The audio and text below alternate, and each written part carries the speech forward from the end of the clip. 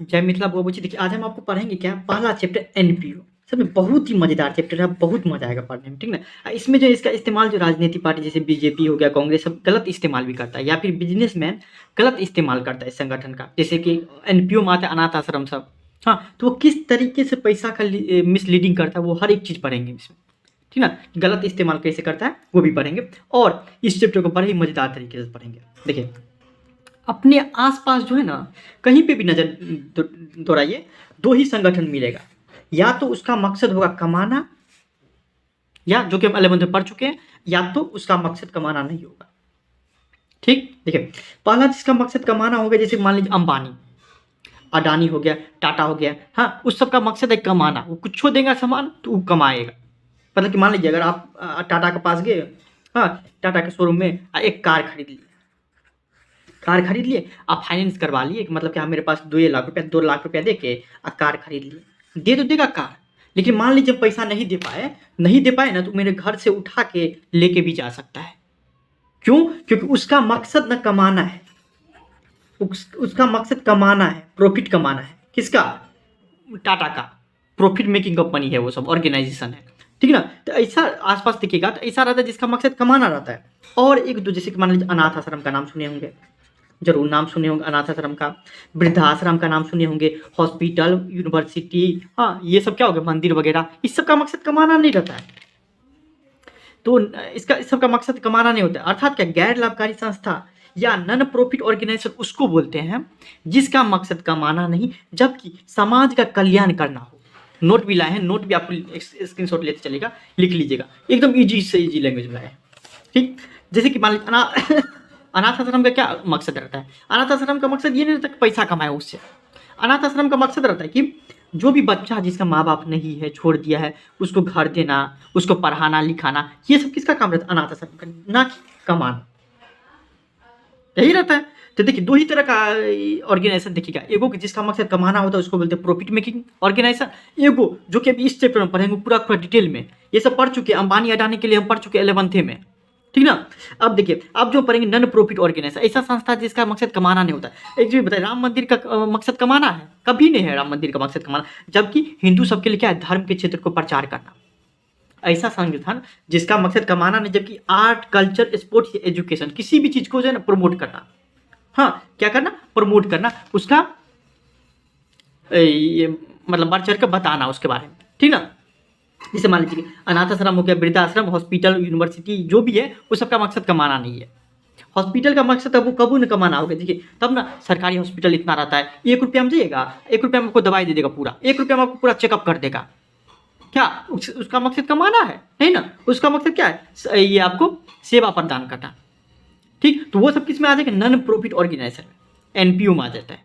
वो सब किस में आ जाता है, एनपीओ में आ जाता है। एनपीओ में जो भी चीज आता है, जैसे स्कूल कॉलेज हो गया, वृद्धाश्रम, अनाथ आश्रम, उसको टैक्स नहीं देना पड़ता है सरकार को। समझिए बातों को, टैक्स नहीं देना पड़ता है सरकार को।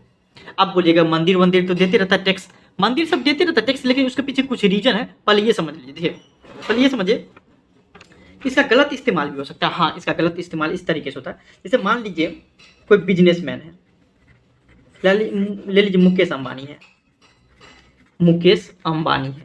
मुकेश अंबानी क्या क्या, अब मान लीजिए हम हैं, देखिए दोनों मिलकर क्या धंधा करेंगे, हम हैं, हम एगो अनाथ आश्रम खोले, अनाथ आश्रम खोले, क्या हम एगो अनाथ आश्रम खोले। अब क्या क्या, मुकेश अंबानी आए मेरे पास, बोला क्या, देखिए सपोर्टिव फ्रेंड, तो ऐसा करिए आप हमको भी अपने अनाथ आश्रम में ज्वाइन कर लीजिए, हम भी मेंबर बन जाते, होगा तो हम भी पैसा दे देंगे। बोले ठीक है, कोई दिक्कत नहीं, आप भी आ जाइए। अब क्या हो गया, 2 आदमी मिल गए। ठीक, अब मुकेश अंबानी क्या क्या, हमको लोभ लालच में क्या क्या फंसा लिया हमको। बोला क्या, देखिए अनाथ आश्रम है तो डोनेशन मिलवे करेगा, पैसा मिलवे करेगा। अनाथ आश्रम में कौन सा पैसा देता है, आप दे सकते हो, हम दे सकते हो, कोई भी दे सकता है पैसा।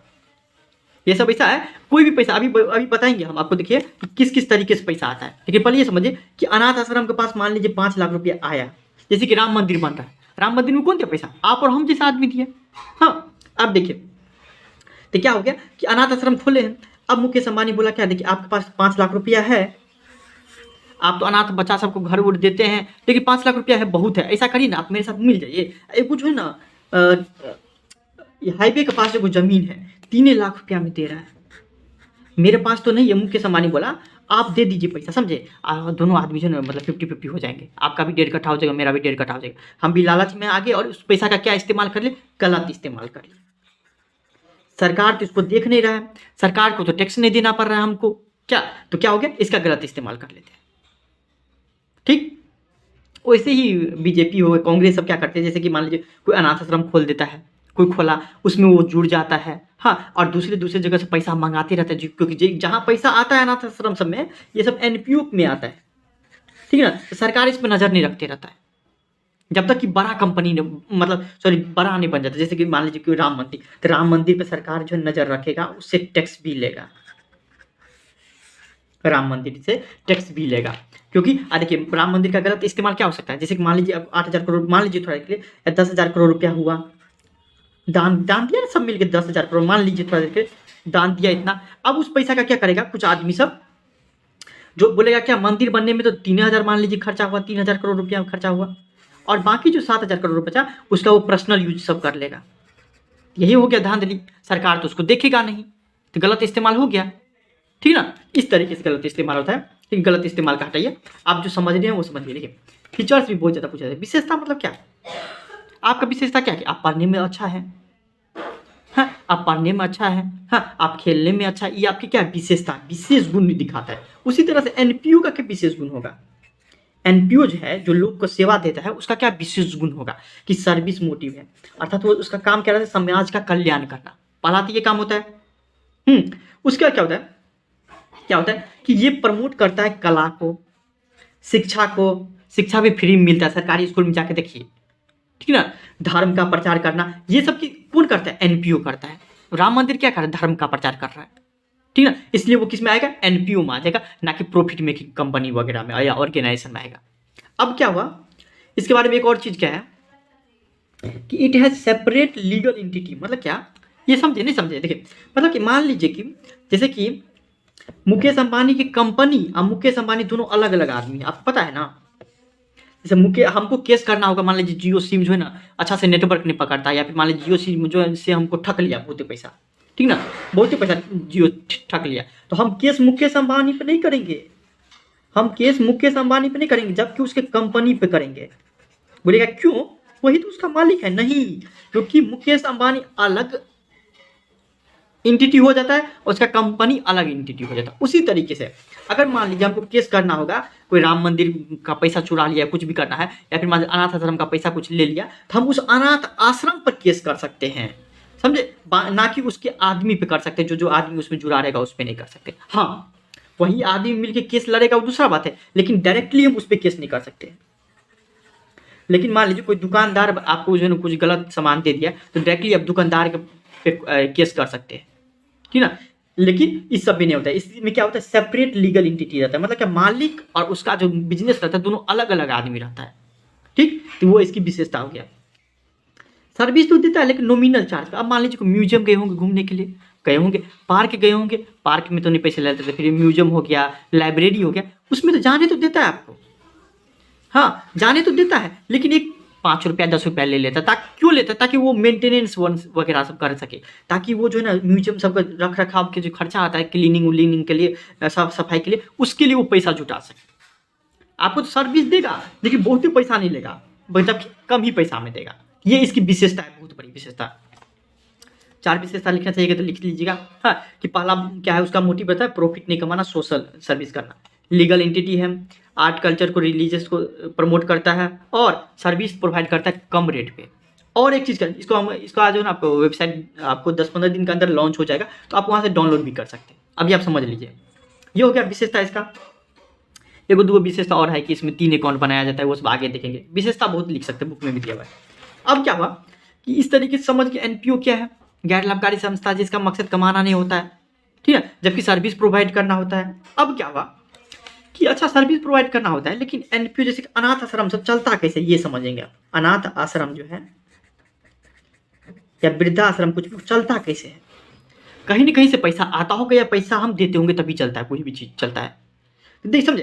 तो पैसा जो आ रहा था, जो कि पढ़ेंगे क्या कैसे, जैसे मान लीजिए कि दान देने से पैसा आता है, जो कि आगे पढ़ेंगे आपको। मान लीजिए थोड़ा देर कुछ पैसा आता है या पैसा जाता है, हाँ, उसको 2 भाग देखा क्या, जब पैसा आ रहा था ना, देखा 2 तरीके का पैसा आता है। या तो एगो आदमी ऐसा भी है जो एक्के बार पेमेंट कर देता है, वन टाइम, या एगो आदमी ऐसा भी है जो बार-बार देता है, बार-बार देता है। अनाथ आश्रम में जब चलाना शुरू किया ना, तो एक 2 चीज़ देखा क्या कि 2 तरीके का मेरे पास पैसा आता है। एगो जो बार-बार आता है, एगो एक्के बार आता है। तो उसको 2 भाग में बाँट दिया। एगो का नाम दे दिया कैपिटल, कैपिटल मतलब पूँजी, पूँजी नाम से पता चलता होगा कि एक्के बार आता है। तो पूँजी इस एक्के बार आता है, वन टाइम। कैपिटल नेचर मतलब क्या हो गया कि ऐसा प्राप्ति या भुगतान, या ऐसा पैसा हमको प्राप्त हो गया, या ऐसा पैसा हम देंगे जो एक्के बार ये देना पड़े या एक्के बार हमको प्राप्त हो, वो बोलेंगे कैपिटल नेचर। ये समझना जरूरी है, कैपिटल और रेवेन्यू 11th में पढ़े होंगे, लेकिन फिर भी हम आपको रिकैप करते हैं। रेवेन्यू मतलब होता है बार बार, नाम से पता चलता होगा। बोलेंगे कितना रेवेन्यू जनरेट हुआ बाबू, 4 लाख रुपया। मतलब रेवेन्यू मतलब क्या, बार बार। रेवेन्यू मतलब क्या हुआ कि बार बार। ठीक, देखिए अब देखते कैसा रेवेन्यू कैसा कैपिटल। रेवेन्यू मतलब समझिए बार बार, कैपिटल मतलब एक्के बार। कैपिटल मतलब पूंजी होता है, पूंजी मतलब एक्के बार होता है।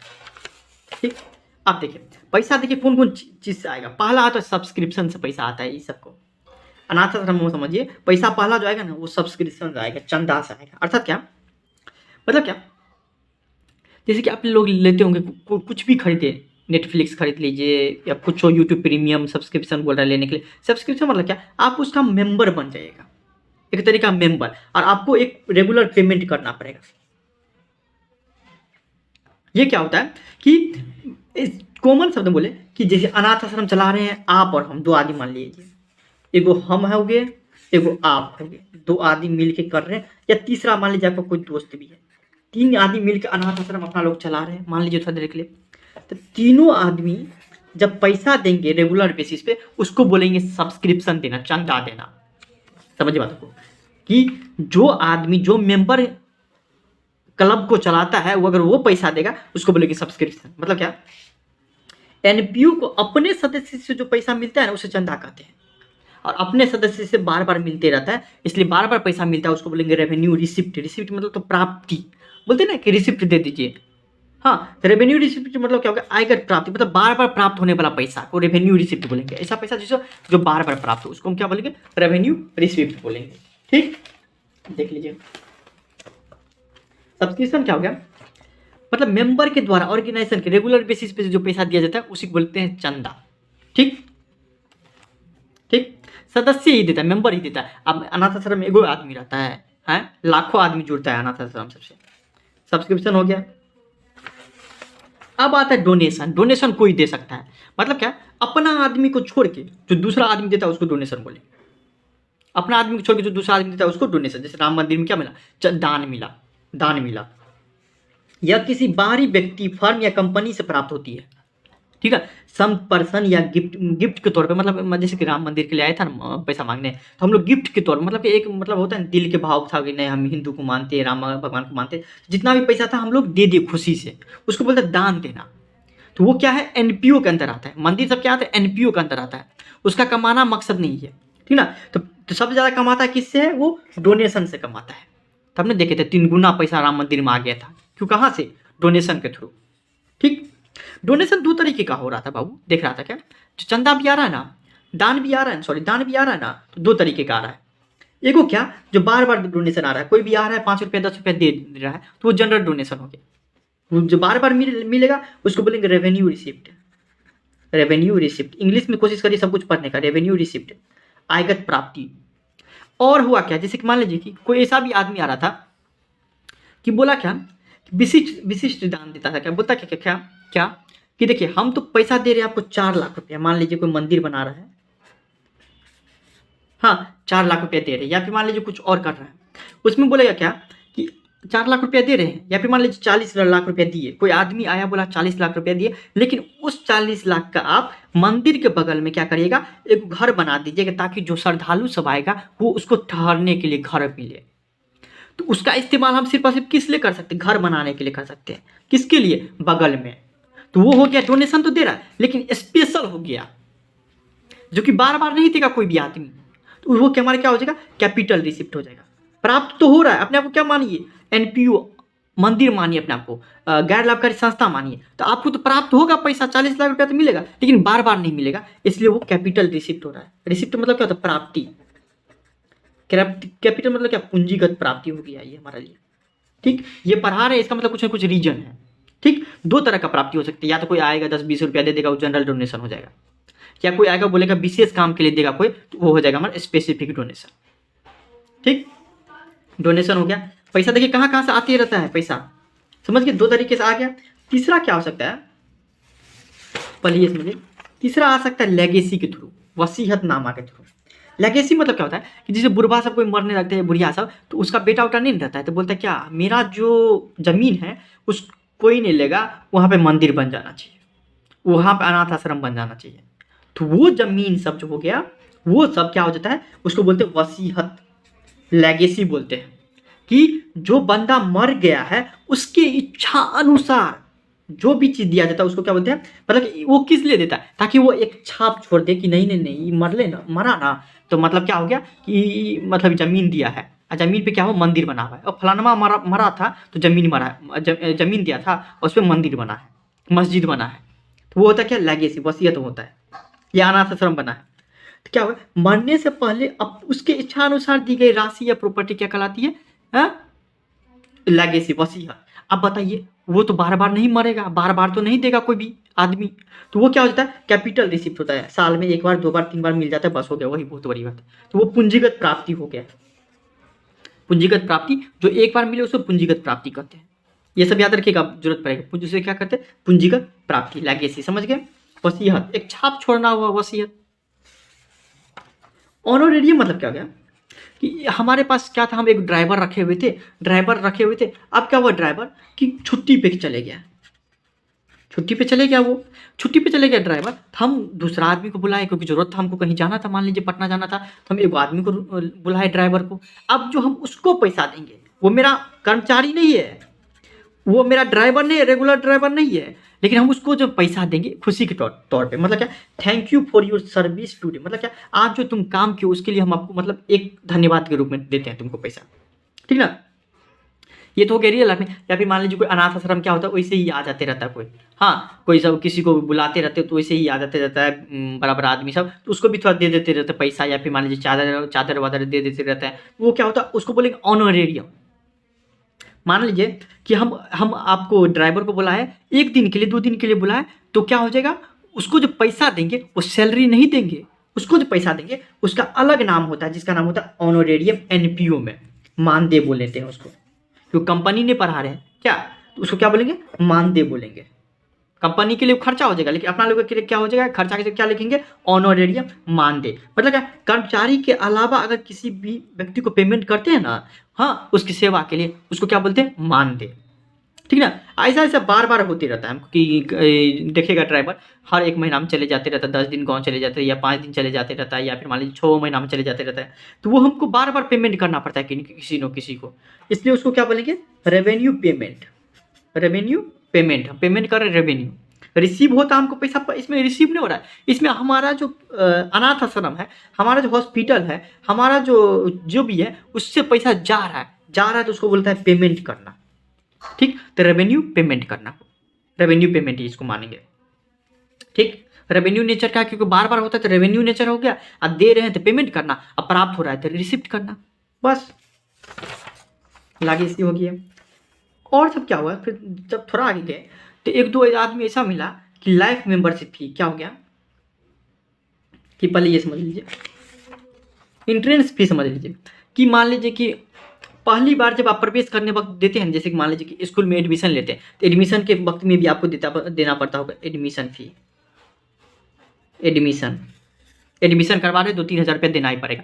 फिर आप एडमिशन की जगह मान लीजिए कि कुछ और, एडमिशन की जगह मान लीजिए थोड़ा आगे देने के लिए आप क्या, कि हाँ फीस अलग देते हैं महीना भर, दर महीना, लेकिन एडमिशन के लिए अलग देते हैं। मान लीजिए हम म्यूजियम गए होंगे, हाँ, या फिर मान लीजिए कोई वाटर पार्क गए होंगे, या कहीं पे भी गए होंगे, उसमें आपको कुछ टिकट, या हॉल तो गए होंगे, उसमें टिकट का पैसा देना पड़ता होगा, ताकि वो सर्विस का लाभ हम उठा पाए। तो वो जो पहली बार देना पड़ता है जाने के लिए, प्रवेश करने के लिए, उसी को बोलते हैं एंट्रेंस फी, प्रवेश शुल्क। प्रवेश करने के लिए जो पैसा देना पड़ता है ना, उसी को बोलते हैं एंट्रेंस फी। हम जो स्कूल में प्रवेश करेंगे, स्कूल में पढ़ेंगे, हाँ, फीस दे के, उसके लिए कुछ न कुछ पैसा देना पड़ता है, उसी को बोलते हैं एंट्रेंस फी। स्कूल भी क्या आ जाता है, एनपीओ में। ठीक, नया कोई हो, ये जो है ना आपको मेंबर के द्वारा नहीं दिया जाता। जो पहले से मान लीजिए आप और हम मिलके जो अनाथ आश्रम खोले हैं, या आप और हम मिलके स्कूल खोले हैं, तो आप या हमको नहीं देना पड़ेगा, जबकि जो नया आदमी आ रहा है ना उसको देना पड़ता है। ठीक, एंट्रेंस फी। ठीक, ज्वाइनिंग के टाइम में देता है या फिर इंटर के टाइम में देता है, उसको एंट्रेंस फी बोला जाता है।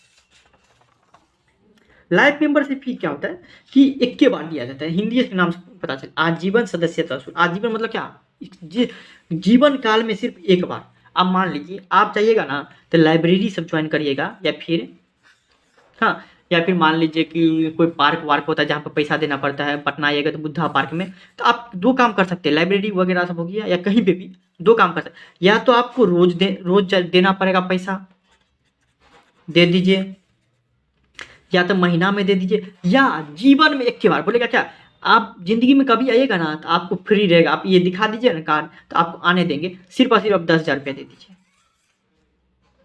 ये एक के बार पेमेंट करना पड़ता है। अगर मान लीजिए कोई ऐसा सर्विस का लाभ उठा रहे हैं, या कोई भी अगर एक के बार पेमेंट करना पड़े तो उसको बोलता है लाइफ मेंबरशिप फी। मतलब कि लाइब्रेरी का मेंबरशिप लेंगे, जैसे कि मान लीजिए कि लाइब्रेरी में हम चाहते हैं क्या कि जिंदगी भर हम तो आदमी को हमेशा ज़िंदगी भर पढ़ना चाहिए, तो हम चाहते हैं क्या, जो मतलब लाइब्रेरी में कहा महीना पैसा देंगे, कुछ भी ये ज़िंदगी में एक के बार दे देते, ऑफर भी निकला हुआ है तो दे देते हैं। उस टाइम का जो पेमेंट होगा, हाँ, तो वो क्या हो जाएगा, हाँ, वो क्या हो जाएगा कि एक बार पेमेंट होता है तो वो कैपिटल रिसिप्ट हो जाता है।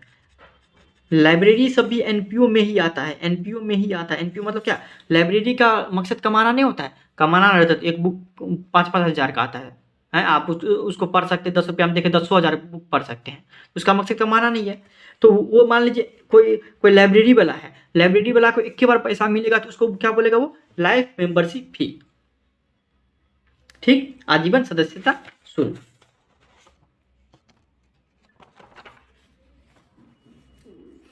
ठीक, अब क्या हो गया कि एक और स्पेशल फंड। आप समझिए स्पेशल फंड मतलब क्या, नाम से पता चलता होगा। फंड हमेशा लायबिलिटी होता है। देखिए, विशेष कोष, कोई आदमी आया, आदमी क्या होता है, आदमी क्यों आएगा कोई,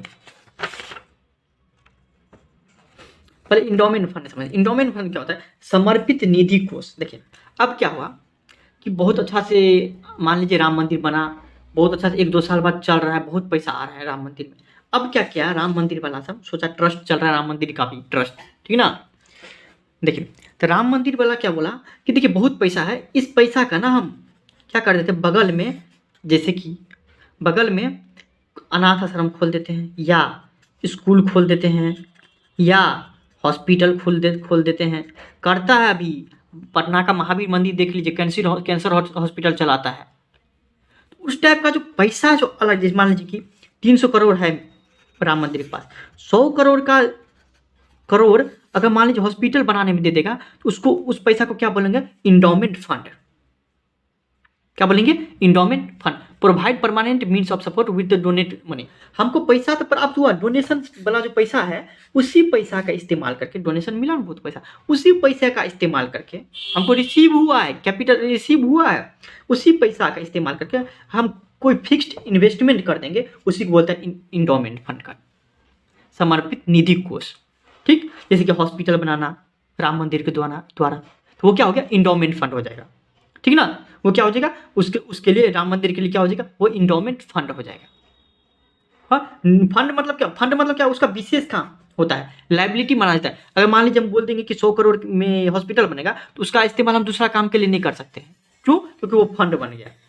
तो वो क्या होता है, बार बार बनता है ऐसा नहीं ना, तो वो कैपिटल रिसिप्ट हो गया। स्पेशल फंड नाम से पता चलता है किसी खास काम के लिए। जैसे मान लीजिए कि मेरे पास क्लब कोई चला रहे थे, उसमें हम क्या बोले कि एक बार क्रिकेट हो जाना चाहिए, कोई क्लब चला रहे थे, हाँ, उसमें बोले क्या क्रिकेट होना चाहिए। उसके लिए हम क्या हो गया कि 20,000 रुपया हम जमा करके रख लिए। हाँ, अनाथी आश्रम मान लीजिए, वृद्धि आश्रम, या फिर मान लीजिए, या फिर कोई सा भी मान लीजिए, खेलकूद की होना चाहिए, ठीक ना, हर एक स्कूल का मान लीजिए, उसके लिए हम 20,000 रुपया रख दिए।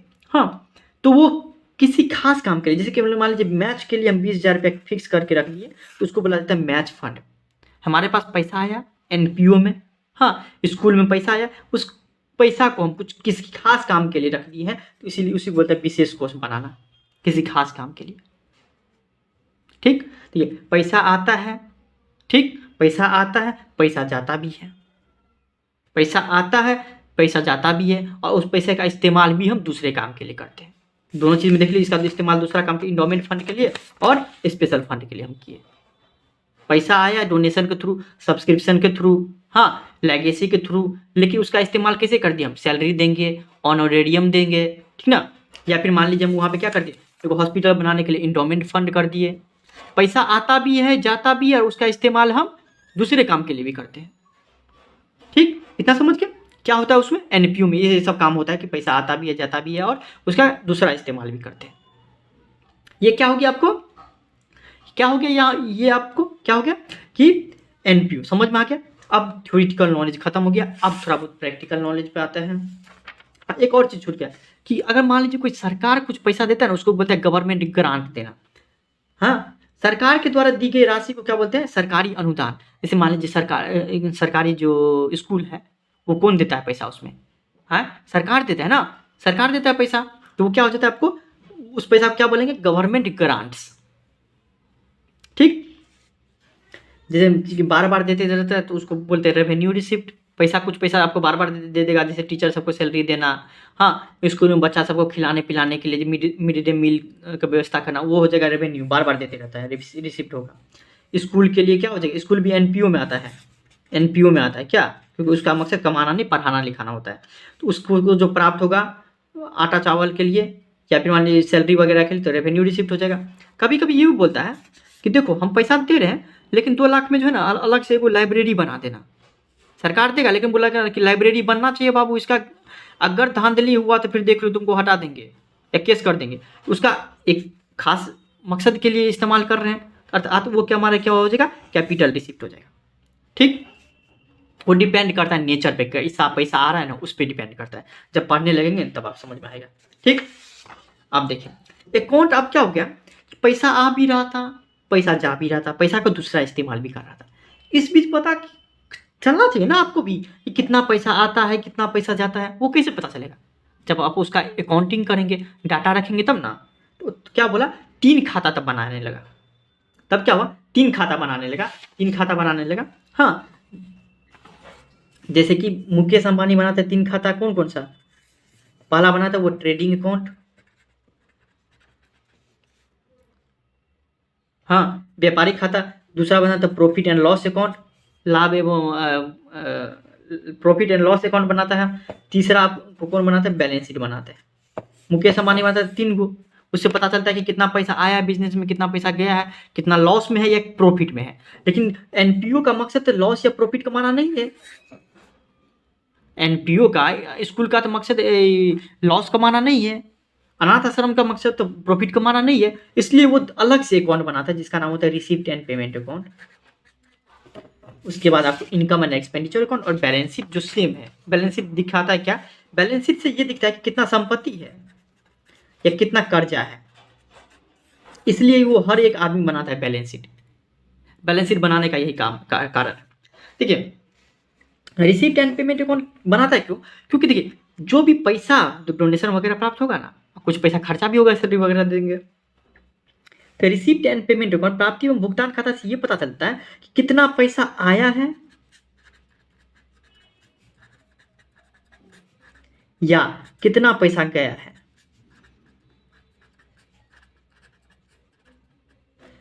रिसिप्ट एंड पेमेंट अकाउंट बताता है, भले ही वो इस साल का पैसा आया हो, अगले साल का पैसा आया हो, या पिछले साल का डजन की मिनट, उसको मकसद है पैसा आया कि पैसा गया, बस हो गया। रिसिप्ट एंड पेमेंट अकाउंट भी है, रिसिप्ट एंड पेमेंट अकाउंट। ठीक, प्राप्ति एवं भुगतान से ये पता चलता है कितना पैसा आया है, कितना पैसा गया है। लेकिन जब फिर दिक्कत आ गई कि पैसा आया है ठीक है, लेकिन ये भी पता रहना चाहिए कि इस साल का पैसा है कि नहीं, इस साल में कितना पैसा हमको प्राप्त हुआ है, पिछले साल का कितना पैसा प्राप्त हो। इसके लिए बनाते हैं हम इनकम एंड एक्सपेंडिचर अकाउंट। इसी से डाटा लेके इसी के डाटा लेके पैसा प्राप्त हुआ, लेकिन कौन कौन पैसा ऐसा है जो इस साल का है। इस साल का पैसा कितना आया है कितना गया है, हमको देखिए ज़्यादा खर्चा हो गया है कि ज़्यादा पैसा आ गया है, वो किसके थ्रू पता चलेगा? इस साल का, मतलब किसी खास है 2024 का बनाएंगे तो 2024 का, लेकिन उसको ये मकसद नहीं रहता है, उसमें उसको 2025 का पैसा आ गया होगा, 2023 वाला पैसा आ गया होगा, 2022 वाला पैसा आ गया होगा। तो ये क्या होता है, सिर्फ पैसा आता है जाता है वही रिकॉर्ड करता है, लेकिन उसी से डाटा लेके इनकम एंड एक्सपेंडिचर अकाउंट करता है क्या कि किसी खास साल का, जैसे मान लो 2024 में कितना पैसा आया है कितना पैसा गया है, वो किसके थ्रू पता चला? तो इनकम एंड एक्सपेंडिचर अकाउंट बनाया फिर। ठीक, अनाथ आश्रम से मान लीजिए या स्कूल सब इनकम एंड एक्सपेंडिचर अकाउंट बनाता है। ये तो पैसा कितना आया कितना पैसा गया, और मान लीजिए कुछ कर्जा भी हो सकता है या कुछ हम खरीदे भी होंगे, संपत्ति भी आ सकता है हमारे पास, कोई मरते मरते बोला कि मेरा संपत्ति ले लो, दूसरी जगह अनाथ आश्रम खोल देना या स्कूल बना देना।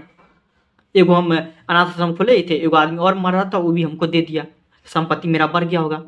इससे तो ये पता चलता है कितना पैसा, मतलब मान लीजिए कि ज़्यादा इस साल खर्चा हुआ या इस साल ज़्यादा आ गया, इनकम एंड एक्सपेंडिचर अकाउंट से यही पता चलता है। लेकिन कितना संपत्ति आया कितना कर्जा हुआ, वो किसके थ्रू पता चलता है? आपको बैलेंस शीट के थ्रू। समझिए तीनों बनाने का रीजन क्या है? खाता बनाया जाता है क्यों? क्योंकि सेम नेचर का चीज को ना एक जगह रखना ही खाता कहलाता है। ठीक, अब देखिए इतना तक समझिए, कोई भी दिक्कत नहीं हुआ होगा, कोई भी receipt and payment account income and expenditure balance sheet बनाने में और आसान होगा। जैसे मानो लीजिए हम आपको बता भी देते हैं, या फिर आपको ना ही बताए फिर भी आप बना लीजिएगा, क्योंकि वो बहुत ही ज़्यादा आसान है, कि बहुत ही ज़्यादा आसान। जैसे मान लीजिए कि रिसिप्ट एंड पेमेंट अकाउंट क्या हो गया, ये receipt and payment account, receipt and payment account है क्या? रिसिप्ट, मान लीजिए हमको डोनेशन प्राप्त हुआ, मान लीजिए थोड़ा देर के लिए डोनेशन मिला, तो हम लिख देंगे क्या? डोनेशन मिला है 20,000, मान लीजिए तो 20,000 मिला है। हाँ, लेगेसी मिला है, वसीयत कोई मरते मरते दे दिया 5 लाख का, 5 लाख मिल गया। हाँ, सब्सक्रिप्शन मिला, चंदा मिला, अपने ही आदमी से चंदा मिलता है। हाँ, तो वो 5,000 रुपया मिला। हाँ, उसके बाद क्या हुआ कि हम कुछ पेमेंट भी किए होंगे, सैलरी भी दिए होंगे।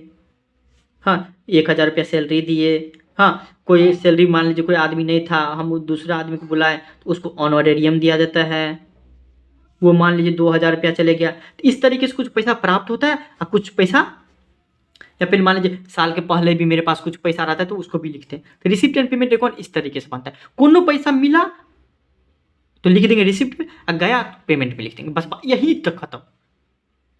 ठीक, अब क्या हुआ कि सब्सक्रिप्शन 5,000 रुपये मिला, लेकिन 2,000 रुपये पिछले साल का था।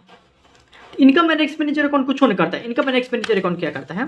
देखिए इनकम एंड एक्सपेंडिचर अकाउंट दिखाई ही देते आपको, एक्सपेंडिचर और income account, income and expenditure account, ये नॉमिनल अकाउंट है, इसलिए आपको एक्सपेंडिचर को डेबिट साइड में लिखते हैं, वो आपको हम अभी बताएंगे। देखिए इसमें क्या होगा, 5,000 रुपये प्राप्त हुआ, लेकिन 2,000 रुपये प्राप्त पता चला कि पिछले साल का है। तो एक्सपेंडिचर अकाउंट क्या दिखाएगा कि सब्सक्रिप्शन तो मिला, लेकिन सिर्फ और सिर्फ 3,000 रुपये मिला। बस यही काम करेगा कि वो घटा के लिख देते रहता है। इतने अंतर है और कुछ होना अंतर, बनाने लगेंगे तो बस बन जाएगा, आराम से बन जाएगा, कुछ प्रॉब्लम नहीं होता है। ठीक, अब देखिए तो subscription income and expenditure account यही काम करता है। ठीक, अब बैलेंस शीट मान लीजिए कि लेगेसी हो गया यहाँ पे 5 लाख का, तो बैलेंस शीट में यही दिखा देंगे कि देखिए पहले से इतना पैसा था, अब जो है ना फिर एगो लाइबिलिटी बढ़ गया, कितना? 5 लाख का लेगेसी, बस हो गया, और कुछ नहीं करना रहता है 5 लाख का। ठीक, जैसे जैसे बनाएंगे हम आपको पूरा सॉल्यूशन में बताएंगे, तो उस तरीके से आपको समझ में आएगा।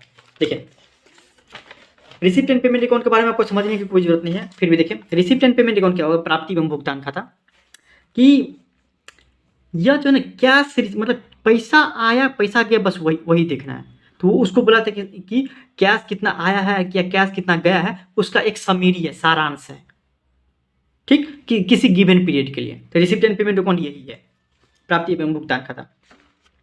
कैश बुक की तरह रहता है, कैश बुक देखिए कि कितना पैसा आया है कितना पैसा गया, बस सेम वैसा ही रहता है। रियल अकाउंट है, जब भी कैश का बात आएगा तो वो रियल अकाउंट हो जाता है, जिसको बोलते हैं एसेट अकाउंट, वास्तविक खाता होता है। ठीक, फिर देखिए एसेट बढ़ता है तो डेबिट करो और घटता है तो क्रेडिट करो। ठीक, और एक चीज जो इसमें डिमेरिट है क्या रिसिप्ट एंड पेमेंट अकाउंट में, कि नन कैश आइटम को रिकॉर्ड नहीं करता। मतलब मान लीजिए कि संपत्ति है मेरा 5 लाख का, एक साल में इसका दाम तो कम होबे करेगा, जैसे गाड़ी खरीदते हैं, मान लीजिए 1.5 लाख का, 1 साल बाद उसको बेचेंगे 1.5 लाख रुपया नहीं देते रहता है, क्यों? क्योंकि उसमें डिप्रिसिएशन आ जाता है, ठीक। तो वो रिकॉर्ड नहीं करता, बोलता है कि हमको इससे मतलब ही नहीं है कि अभी उसका कीमत कितना है, ठीक ना। अभी आप खरीदे हैं, उतना पैसा लगा है, बस बात खत्म। इस साल उसका खर्चा दिखना चाहिए, क्योंकि धीरे धीरे कम होते जाता रहता है। वो बोलता है हमने रिकॉर्ड करेंगे। तो वो कौन रिकॉर्ड करता है? इनकम एंड एक्सपेंडिचर रिकॉर्ड करता है। देख लेते दोनों में, देखिए इट इज रियल अकाउंट, यह क्या है? वास्तविक खाता है। और यह एक नॉमिनल अकाउंट है। नॉमिनल पढ़े होंगे 11th में, नाम मात्र खाता, मतलब क्या कि एक्सपेंस लॉसेज को डेबिट करेंगे और इनकम प्रॉफिट को क्रेडिट करेंगे, ठीक। रियल मतलब क्या? एसेट्स। एसेट मतलब क्या? संपत्ति। संपत्ति मतलब क्या? जमीन जायदाद सब हो गया आपका संपत्ति।